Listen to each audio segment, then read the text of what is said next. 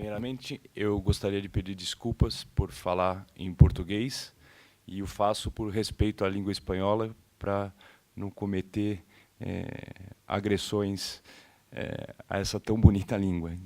Vou procurar falar bem devagar, para que facilite, de certa forma, a compreensão de todos.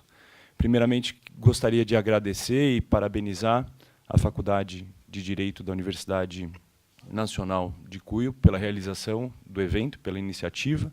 Agradecer ao professor Victor Ibanez pelo cordial convite, e ao nosso professor Luiz Guilherme, que capitaneia a comitiva brasileira nessa empreitada.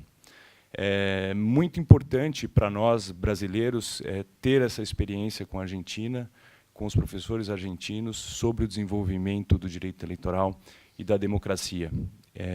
Nós temos muito a aprender com o povo argentino e com o desenvolvimento da democracia na Argentina. E nessa minha palestra, nessa minha fala, eu pretendo focar naquilo que hoje mais me incomoda no modelo brasileiro, o que eu reconheço como a maior patologia da nossa democracia, e que, numa visão superficial, não coincide com a realidade argentina. Vocês aqui, argentinos, são muito mais desenvolvidos do ponto de vista de participação popular democrática. No Brasil, infelizmente, nós não temos um engajamento político partidário de toda a população. A participação do eleitor no processo político brasileiro basicamente se resume ao dia das eleições, de escolher, dentre um cardápio pré-definido pelos líderes partidários, aquilo que melhor lhe apetece. A vida partidária acontece absolutamente alheia à vida da população. A lembrança da existência dos partidos políticos se dá somente no período eleitoral. Não existe um engajamento, um desenvolvimento, e, consequentemente, os partidos políticos não apresentam uma representatividade nacional.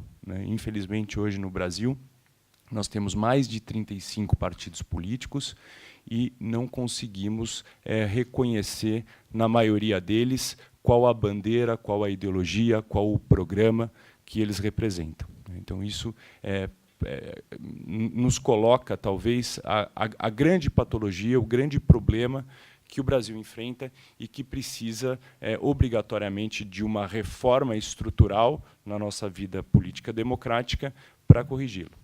Estamos discutindo no Brasil uma nova reforma política. No Brasil, nós temos o péssimo hábito de realizar reformas políticas a cada 2 anos. Temos eleições a cada 2 anos e todo ano pré-eleitoral se faz uma reforma política. Somente em 1995 nós tivemos uma lei de eleição que pretendia se garantir uma certa estabilidade para o sistema eleitoral brasileiro, mas, no entanto, essa lei, que seria a Lei Geral de Eleições, a cada 2 anos, todo ano que precede uma eleição, sofre alterações sensíveis. E agora se discute no Brasil, exatamente pelo reconhecimento dessa crise de representatividade dos partidos políticos, sobretudo para os cargos do parlamento, em se mudar o sistema eleitoral. E se fala justamente na mudança do sistema do cômputo de votos. Então, tem hoje no Brasil uma ampla discussão em se nós devemos ou não caminhar para uma mudança, para um câmbio de modelo de lista proporcional aberta, para um modelo de voto distrital ou para um modelo de lista um modelo proporcional de lista fechada escolhida para os partidos. Há também uma discussão bastante grande e coincidente com a que se teve aqui na Argentina em 2009, como vimos na palestra que nos precedeu, sobre o problema do financiamento de campanha.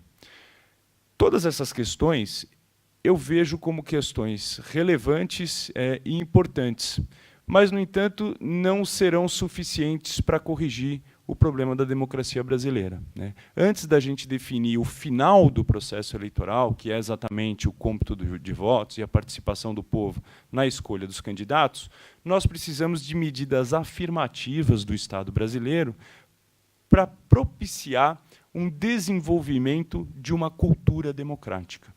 E esta mudança necessariamente implica na limitação da amplíssima autonomia organizacional e funcional que os partidos políticos gozam no Brasil. Então, hoje, para criar um partido político no Brasil, é preciso colher um número de assinaturas, e e esse partido tem uma liberdade de estabelecer no seu estatuto a forma do seu funcionamento, inclusive no que concerne a escolha de quem serão os candidatos nas eleições que o partido vai participar. E, portanto, hoje os partidos têm se resumido a meros veículos legitimadores de candidaturas, e que a escolha dos candidatos se dá a portas fechadas, quase, né, feitas por 3 ou 4 líderes regionais ou nacionais desses partidos. Então, a proposta que eu ensaio e que eu convido, que tenho refletido sobre isso, é de se pensar, né, é um princípio constitucional, do texto constitucional brasileiro, que os partidos políticos devem gozar de ampla autonomia organizacional e funcional, mas, no entanto, eu vejo que, neste momento, quando os partidos se afastam da sua função constitucional, que é garantir a representatividade popular, deve haver uma mudança no estatuto, no estatuto de regência dos partidos, impondo aos partidos a obrigatoriedade de caminhar no sentido de estabelecer uma democracia interna, né? Medidas que se coloquem para fomentar o número de filiados, fomentar os debates intrapartidários e, principalmente, permitir com que a escolha dos candidatos dos partidos nas eleições aconteça de uma maneira, né, democrática. Então, tenho pensado isso no Brasil. É muito relevante a parcela que os partidos têm do fundo partidário, ainda mais agora, com a reforma que tivemos em 2015, que coibiu o financiamento empresarial das campanhas, e o tempo de televisão também é algo que é muito relevante. Então, eu tenho uma proposta de lei diferenda, de alteração do Estatuto dos Partidos Políticos, em estabelecer que uma medida afirmativa, e, portanto, transitória, de que a distribuição do fundo partidário e do tempo de televisão deve ser computado não exclusivamente pelos votos que o partido recebeu no pleito eleitoral,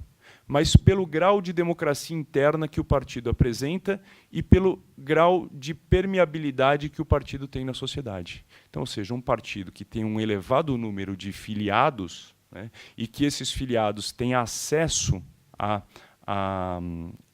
às decisões relevantes partidárias, né, seriam premiados, vamos dizer assim, né, com uma parcela mais relevante do fundo partidário e na participação do tempo de TV. É claro que vocês devem imaginar que essa proposta, quando colocada no cenário político brasileiro, ela é absolutamente, né, rechaçada pelo poder estabelecido, pois nós estamos dizendo em limitar o poder, né, daqueles que são efetivamente donos dos partidos políticos, né? E o problema vai além. Quando a gente tem um partido enfraquecido de representação, ou como a gente tem partidos enfraquecidos de representação popular, essa característica acaba trazendo consequências para a própria governabilidade.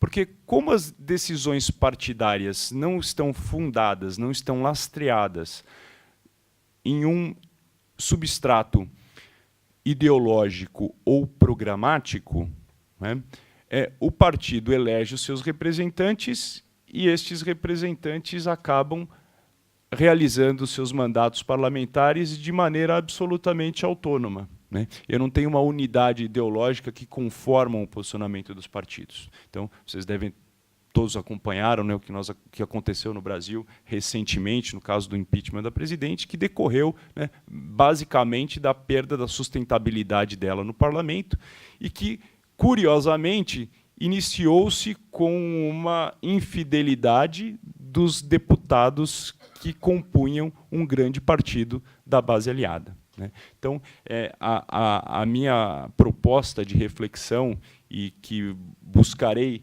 com os colegas argentinos, né, aprender, né, para poder sofisticar esse nosso modelo de lei diferenda, né, é de como trazer medidas afirmativas do Estado para garantir um processo democrático que não seja simplesmente eficaz, como é o brasileiro. Nós temos lá as urnas eletrônicas, o processo eleitoral brasileiro é indiscutivelmente eficaz. A gente consegue garantir com que o povo externalize a sua opinião política de maneira satisfatória. No entanto, embora eficaz, ele não é eficiente, porque o cardápio eleitoral que lhe é colocado é um cardápio eleitoral totalmente alheio ao seu interesse e não foi preparado, né, no microcosmo dos municípios e no microcosmo da vida social das pessoas, o debate das ideias, né, e nos leva a eleições meramente personalistas, né, em que se escolhem figuras e cada vez mais, né, vem se permeando na realidade eleitoral brasileira a escolha dos partidos recair sobre figuras públicas, figuras notáveis dos meios de comunicação, né, se distanciando da sua finalidade essencial, que é a finalidade de defender uma ideologia, defender uma proposta programática. Bom, era o que eu tinha a dizer e agradeço a todos pela atenção.